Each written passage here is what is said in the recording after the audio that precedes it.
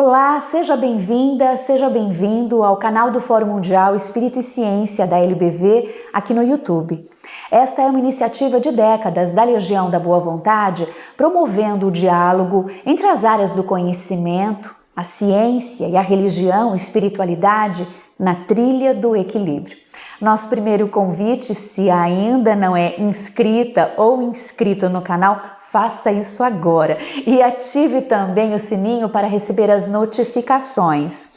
Na descrição desse vídeo está o endereço da página na internet do Fórum Mundial Espírito e Ciência da LBV. Acesse e também se inscreva para receber todas as semanas as mensagens, newsletters com as novidades aqui do canal e as ações do Fórum Mundial Espírito e Ciência da Legião da Boa Vontade. O vídeo de hoje nos convida a pensar sobre a integralidade do ser, a partir da relação médico-paciente. Nós vamos acompanhar as reflexões do Dr. Roberto Hirsch, doutor em neurologia pela Universidade de São Paulo, USP, e pela Universidade de Western, no Canadá. Nos fala sobre o papel, Dr. Hirsch, do profissional da medicina. Vamos acompanhar.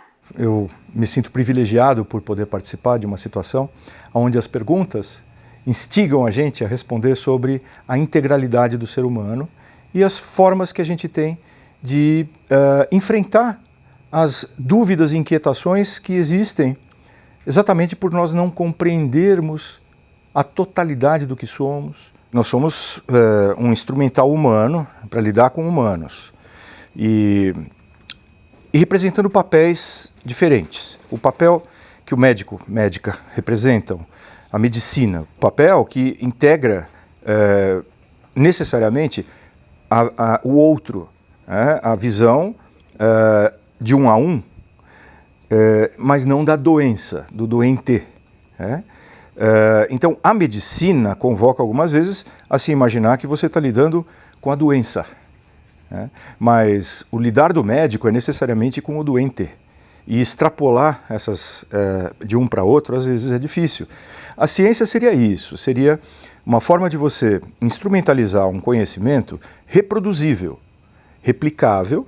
As perguntas são bem estruturadas, porque, afinal das contas, alguém que entenda uma pergunta aqui ou outra na China vão ter o mesmo entendimento, e depois isso tudo vai ser analisado por colegas pares que também seriam cientistas e também vão aplicar os mesmos critérios para obter respostas. Se a resposta for igual, reproduzível, não necessariamente verdade, mas igual, reproduzível, e se ela responde a uma teoria, está fechado o assunto, por enquanto, até que venha uma nova explicação.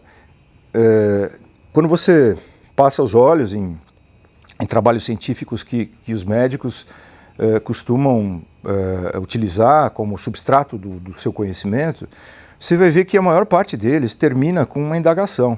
Termina dizendo, mais trabalhos serão necessários para que a gente considere esse assunto encerrado. Como se sempre deixasse um rabicho, 3 pontinhos para ser desenvolvido. Tanto é que um trabalho meu, eu publico e os outros colegas vão ter opiniões. Então, tem uma frase que eu gosto muito do Bertrand Russell, que ele fala que o homem não busca conhecimento, ele busca certezas. É o que traz para ele a sensação de que ele achou alguma coisa. E isso, na ciência, é um paradoxo, porque na medida em que você afirma, você deixa sempre um rabicho para outras visões. Você pega, por exemplo, Darwin, ele termina o livro dele, a evolução das espécies, da origem das espécies, ele termina dizendo, se alguma coisa que eu escrevi aqui se descobrir que não bate, então tudo o que eu falei está errado. Imagina o cara termina aquele livrão e falando isso, quer dizer, se alguém não achar a tal mariposa que tem o bico de 1 metro por causa do lírio que eles acharam em Galápagos, eles acharam um lírio em Galápagos que tem mais de 1 metro de pistilo. Bom, se ele tem mais de 1 metro de pistilo, tem que ter uma mariposa cujo bico tem 1 metro. E ele não achou, morreu e muitos anos depois acharam a mariposa. Então, a partir dali, consolida-se todo o livro dele, não, ele mesmo termina o livro dizendo, olha, se alguma das coisas aqui não tiver, que eu estou errado completamente. E a medicina busca trazer um conforto, porque quando a gente vai, né, aprende na faculdade de medicina o papel do médico, né, a gente aprende isso dos nossos professores, que a maior parte deles é médico, a não ser no curso básico, onde você tem pesquisadores. Então, quando você chega no 3º ano de medicina, onde você começa a tentar integrar tudo aquilo que você sonhou, né, de ser um hospital, de atender pessoas e etc., que até agora você não viu, você passou o 1º, 2º ano da faculdade aprendendo ideias básicas, ciência básica e muito, muito pouco contato com o paciente. Aí quando você, no 3º ano, é apresentado, a ideia é que você já comece a misturar os conhecimentos básicos da ciência que você tem e aplicá-los diante do paciente. E aí começa a propedêutica, começa você aprender a fazer exame físico, começa você a aprender a tirar a história. E tudo aquilo que você viu na lousa, não sei se tem lousa ainda hoje em dia, mas vamos dizer, tudo aquilo que você viu que o professor colocou para você no curso básico, né, pode cair por terra porque você fez a pergunta errada para o paciente. Me lembro jamais vou me esquecer do seu Zeferino, e foi o primeiro paciente que nós fomos ver no 3º ano de faculdade de medicina, e a gente lá, todo cheio de conhecimentos básicos, né, querendo aplicar, e o professor falando, olha, tira a história do paciente. O que é isso? Pergunta para ele, tudo, a dor, onde ele sente, como é que ele faz para a dor desencadear, como é que ele faz para a dor melhorar, né? E conversando, tinha lá o senhor Zeferino, deitado numa maca, a gente lá no Hospital das Clínicas, todo mundo muito sério, né, morrendo de medo daquela situação. De repente o professor sai por algum motivo e ficamos nós quatro alunos ali, né, em frente ao Zeferino. O Zeferino estava deitado com um lençol cobrindo, porque eu acho que a gente estava incomodando ele, né. Aí, daí a pouco, a gente, não sabendo o que fazer, chama, seu Zeferino, ele tira o lençol e fala, oi, né? Desmantelou a gente ali, né? Era um senhor super simpático. E aí um dos alunos pergunta assim para ele, seu Zeferino, para começar, né, a conversa e tal, porque a gente tinha lá listado todas as perguntas de vários sistemas, por exemplo, olfatório, né, visão. A gente tem que perguntar para o paciente o que está errado, a gente não sabia de nada, né? Ou mesmo que tivessem falado para a gente não entenderia. E aí, a primeira pergunta foi, e esse rapaz fez, o senhor cheira bem, né? E aquilo soou assim péssimo, né? Porque na verdade ele estava querendo perguntar sobre o olfato. E aí o seu Zeferino falou Akuma, né? E Akuma, a gente não sabia o que era Akuma, né? Então ficou uma conversa com ele, eloquente, e nós assim apavorados, dando uma ideia do que a gente ia começar a enfrentar quando quiséssemos traduzir o conhecimento que a gente tinha, primeiro, numa pergunta. Segundo, essa pergunta tinha que ser acessível, a pessoa tinha que entender, responder e a gente entender. Então aquela barreira, vamos dizer assim, até linguística, que mais tarde também veio a se tornar tão importante, né, no sentido de que você tem que ser compreendido como médico dentro da sua pergunta, para que você possa obter do paciente não só as respostas, que podem estar corretas, podem estar incorretas, pode nem ser dada a resposta, mas aquilo instiga e cria, vamos dizer assim, aquilo aviva a relação médico-paciente. Começa ali, se o paciente começar a perceber se o que ele está praticando, né, se o que o médico está praticando, conforta ele, traz para ele a ideia de que o que ele está perguntando não é só curiosidade, né, que aquilo está revestido de uma importância que vai trazer para essa pessoa a saúde, vai trazer para essa pessoa a compreensão do que ela tem. A expectativa, então, a gente lida com a expectativa. Então, eu acho que a visão que a medicina traz é justamente tentar dar a resposta para a indagação que é criada pelo sofrimento, tentar dar essa resposta e que ela seja confortante. E muitos professores, né, diziam dessa importância para nós, da tal da aura do médico, que de alguma forma pode estar trazendo para o paciente, dentro dessa relação, um conforto, mesmo que não haja palavras, estabelecimento da relação. Então, a medicina praticamente não existe sem essa relação do médico com o paciente, do paciente com o médico, que cria, além da expectativa, cria um conforto de que está sendo discutido ali, né, algo a respeito do próprio paciente que é maior do que a compreensão que o paciente tem sobre si mesmo, em tese. Quando o paciente sente que tem todas as respostas, a relação médico-paciente começa a ficar difícil, não só pelo ego do paciente, mas pelo ego do médico. Então o ego atrapalha bastante, mas de certa maneira é como se estivesse se estabelecendo ali um arquétipo, onde cada um, o médico, o doente, né, se insere nesse grande arquétipo da relação médico-paciente e cria uma situação de, vamos dizer assim, unilateral, né, de que alguém vai resolver o problema de outrem. Né? E esse estabelecimento ele é tão importante, na minha opinião, ele é visceral, porque o médico ele é um advocatum, né? Ele é chamado para resolver um problema. Né? Então o advogado ele é advocatum também, só que o conhecimento que ele traz é sobre a lei. Né? Então alguém com problemas com a lei pede a um advogado para que, né, advocatum, ele seja chamado para resolver essa situação. Se você não convidar, se ele não se sentir advocatum, o que ele está fazendo dificilmente vai ser aplicado, porque não teve a pergunta, não teve o doutor me ajuda, não teve o estabelecimento da relação médico-paciente. Então, a medicina existe porque existe a necessidade que o paciente tem de desenvolver uma relação com alguém que traga o conhecimento e não seja ele mesmo. Porque ele mesmo é parcial, ele mesmo, o paciente, é parcial, ele está sofrendo.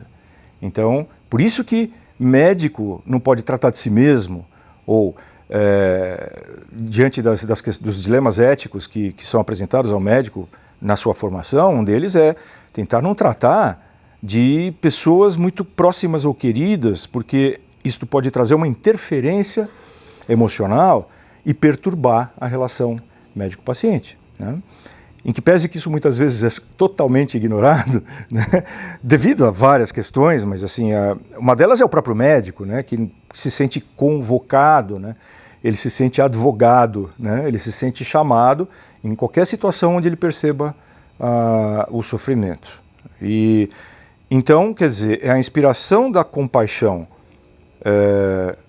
para o médico e a inspiração da potencial resolução de um conflito inalcançável para o paciente. Esse amálgama é que é a medicina. Então, bons textos são aqueles em que você, além de ver, né, a ciência ali explicitada, tem um caso clínico onde aquilo é vertido, né, para a pessoa. E aí é a boa comunicação, porque o cara que está lendo aquilo é um médico, vai ser médico, ele precisa entender que esse conhecimento tem que ser aplicado.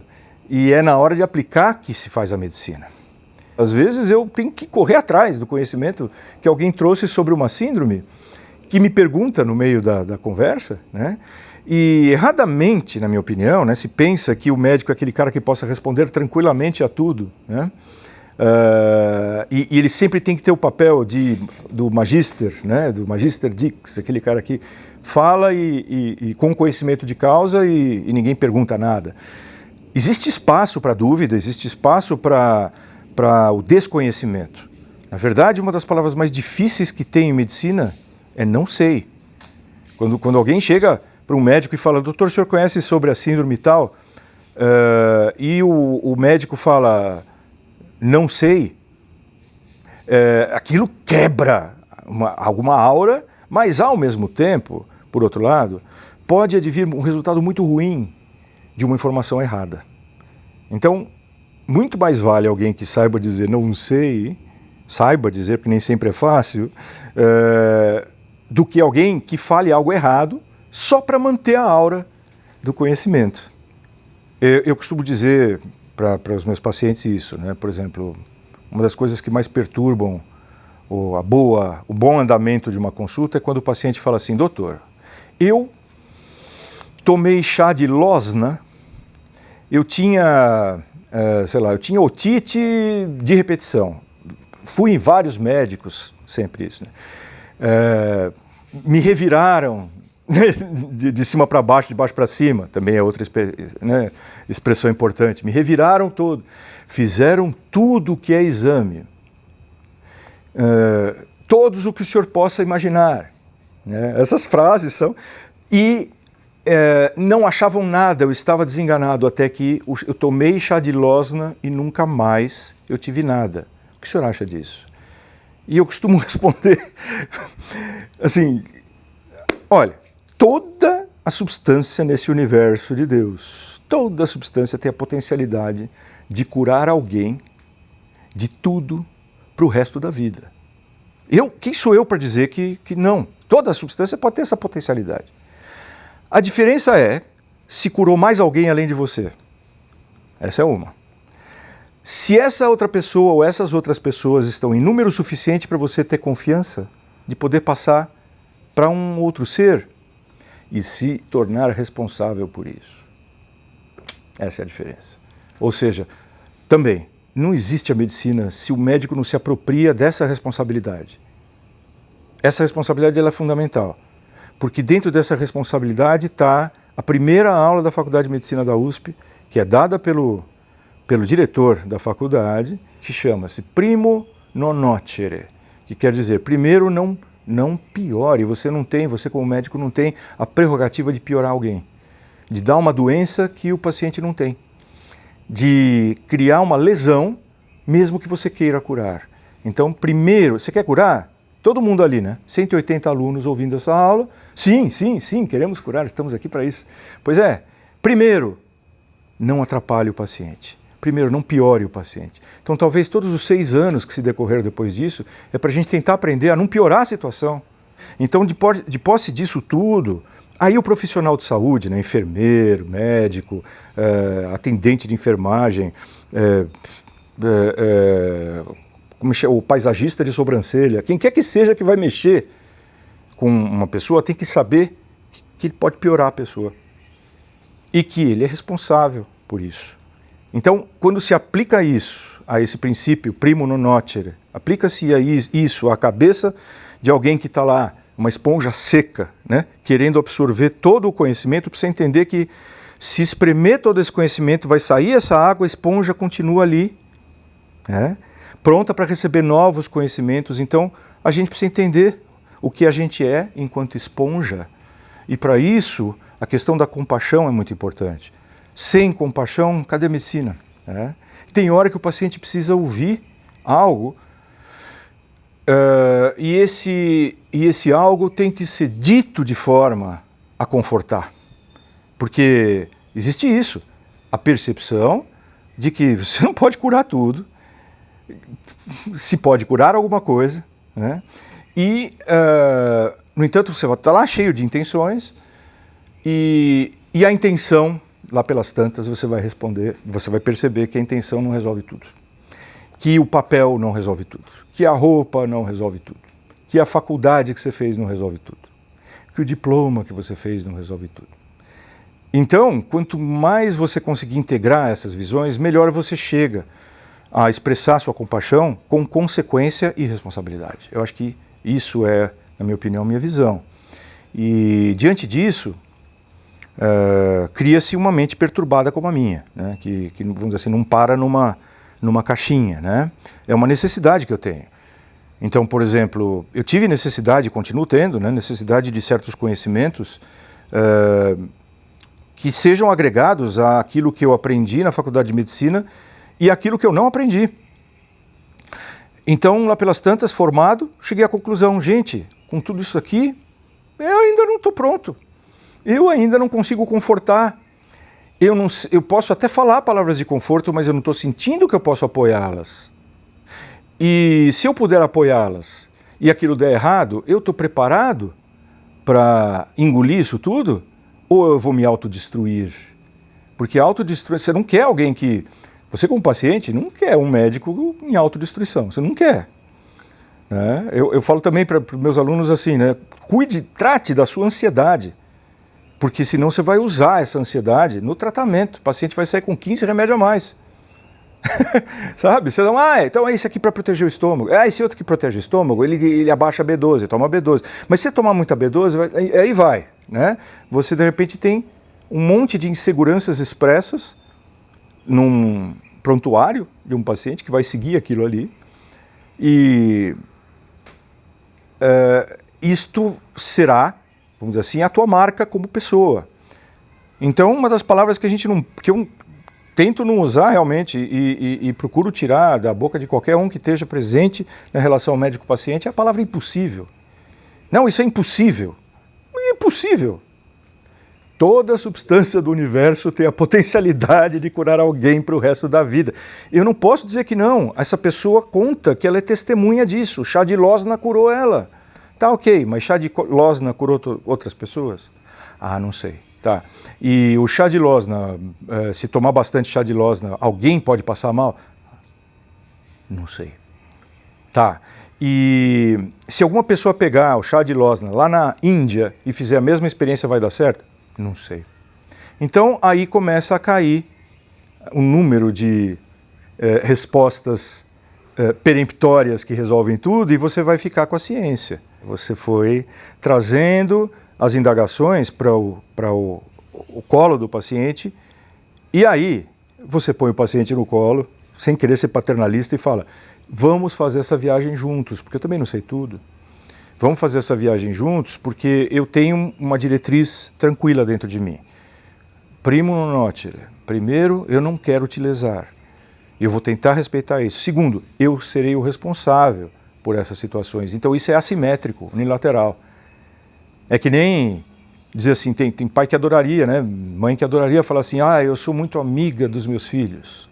Eu sou a melhor amiga dos meus filhos. Eu sou o melhor amigo dos meus filhos. Tá, e quem é que faz o papel sujo de falar não?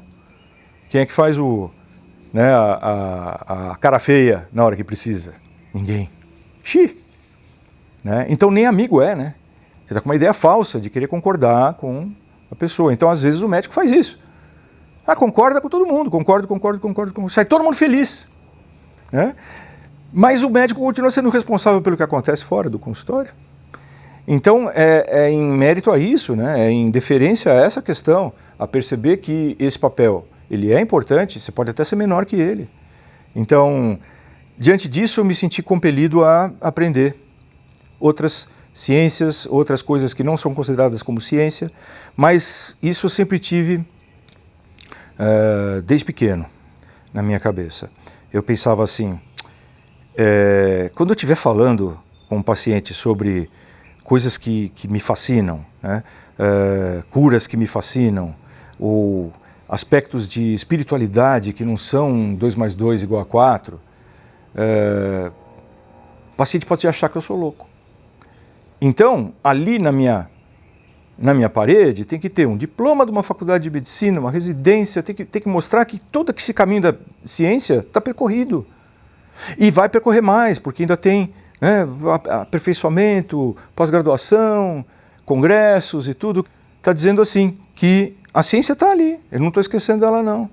E que talvez as coisas que são, em princípio, ditas por outrem, como não sendo científicas, estão sendo ditas por uma pessoa que versa nessa área, conversa sobre isso. Isso para mim sempre foi muito importante.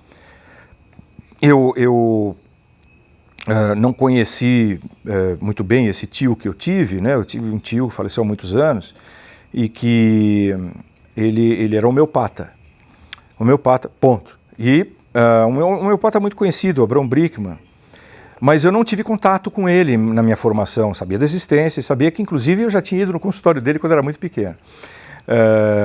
Então a ideia da homeopatia sempre vinha na minha cabeça, que coisa interessante, já tendo feito a pós-graduação de neurologia, tendo um filho com otite de repetição, uma atrás da outra, passando em colegas otorrinos muito bons, fazendo microscopia para ver a infecção, e com o repertório que a gente aprende, que a gente sabe, né, assim, antibióticos terríveis que mancham o dente da criança, a criança depois não tem dente, e coisas que eu pensava assim, meu Deus do céu, eu não vou conseguir fazer isso tudo aqui com meu filho, com otite de repetição, e falei para minha esposa: Vivian, vamos levá-lo no homeopata, porque ela tinha conhecido um homeopata que tinha achado uma substância no universo que tinha curado ela de tudo que era rinite na vida.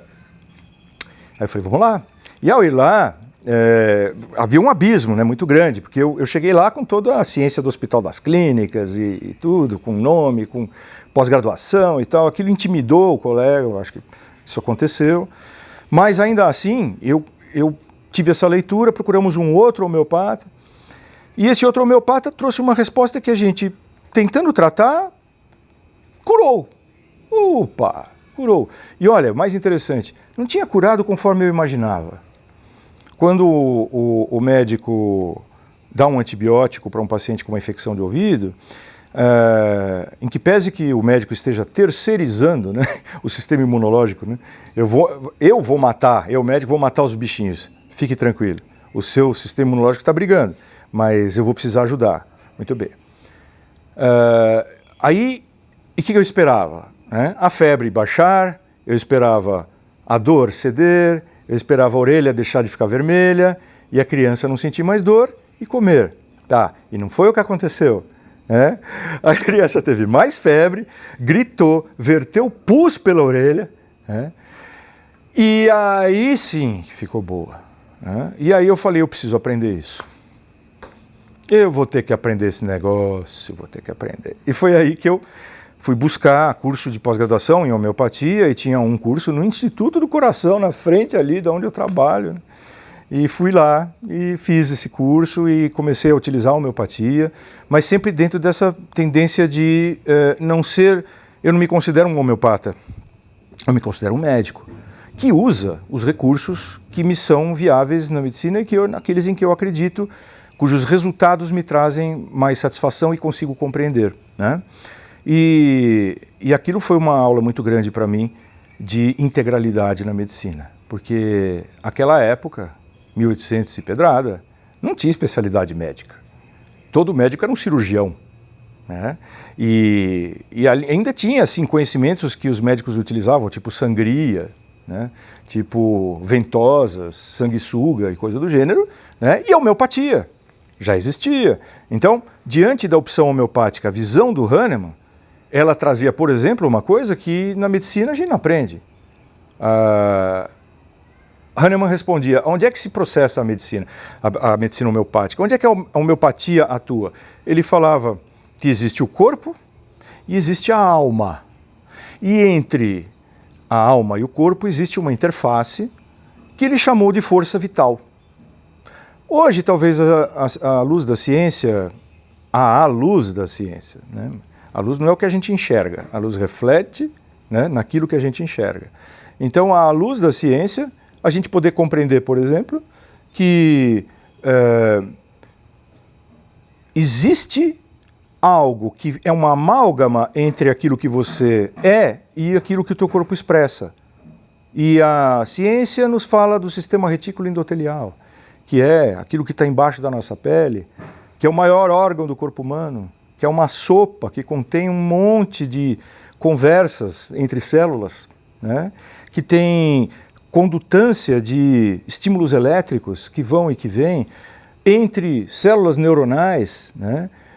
Então, o espírito não está na célula, mas o espírito é o que amálgama toda essa complexidade de conversas entre as células neurais, entre o sistema endócrino e as células neurais, entre o sistema imunológico e as células neurais, a chamada teoria do cérebro móvel, né? Onde tudo é cérebro, tudo é hormônio, tudo é sistema imunológico, tudo é uma coisa só.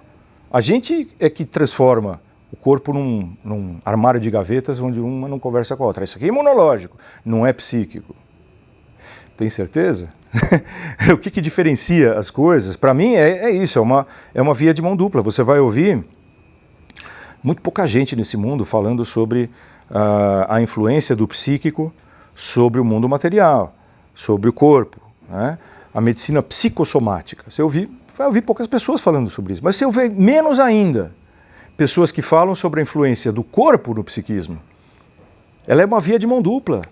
Se você afetar o corpo, o psíquico e o integrativo também vão sofrer, vão necessariamente se transformar sobre essa questão. Então, eu não consigo ver diferença. E aí começou a ficar difícil compreender o que eu faço dentro da caixinha da especialidade.